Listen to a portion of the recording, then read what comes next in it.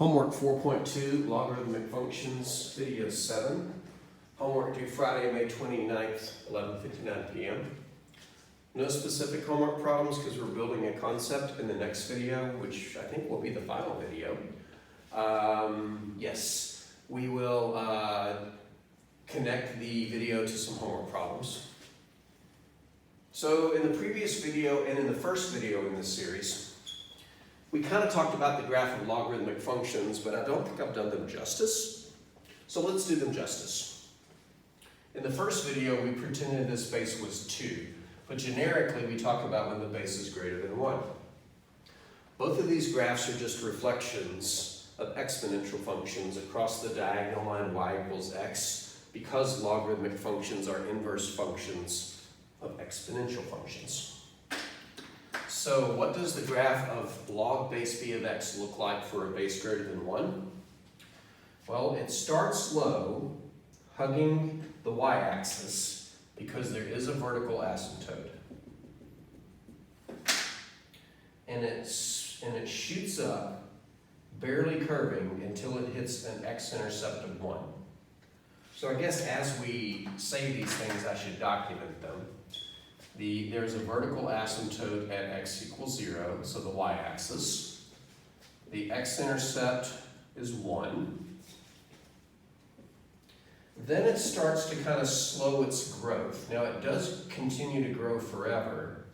It just starts growing really slow.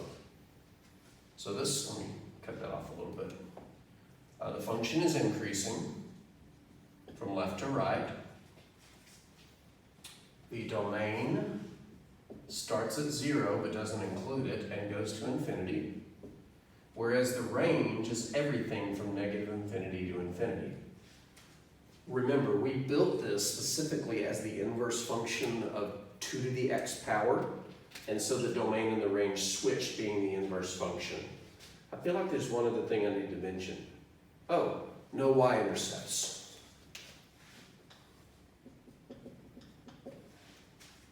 And I guess I should mention that the asymptote is just a half asymptote because it's only on the bottom half of the y-axis, excuse me. So what does a logarithmic functions graph look like if the base is less than 1 but still positive? It's the reflection of this across the x-axis. And I can justify that how? Actually, I'm not going to bother justifying it, but if you go back and look at the graph for exponential decay and reflect it along the diagonal line y equals x, you'll get the following. You get the same thing, but completely flipped upside down. Starts high, hugging the y-axis because it's serving as a vertical asymptote. So we still have a vertical asymptote at x equals 0. We still have an x-intercept at 1. It comes crashing down from the sky with very small curvature, hits 1, so we still have an x-intercept of 1, and then starts to slow its descent. Now, it does go down forever, it just slows down real fast. I know what I forgot to mention over there, but I'm not going to bother with it because the graphing tool in the online homework will take care of putting the graph for you. Your objective is going to be figuring out how it moves around, and that's what the final video will be. So what else can we say about this one? From left to right, is the graph increasing? Nope, it's decreasing.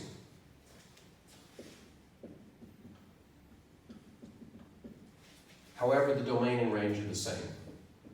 The domain is all positive real numbers, so 0 to infinity, but not including 0. But the range is all real numbers because this graph goes up forever. That's pretty evident up here, and slowly goes down forever. And there is no y-intercept. That kind of makes sense because the y-intercept is the value that you get when you substitute 0 into the function, but 0 is not in the domain.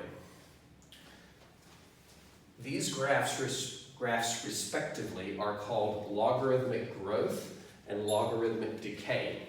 It's the complete reverse of exponential. Exponential growth starts slow and then increases fast. Logarithmic growth increases fast at the beginning briefly and then slows its increase forever. Exponential decay,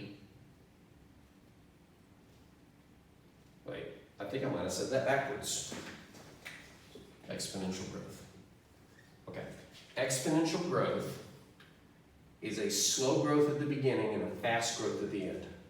Logarithmic growth is a fast growth at the beginning and then a slow growth at the end.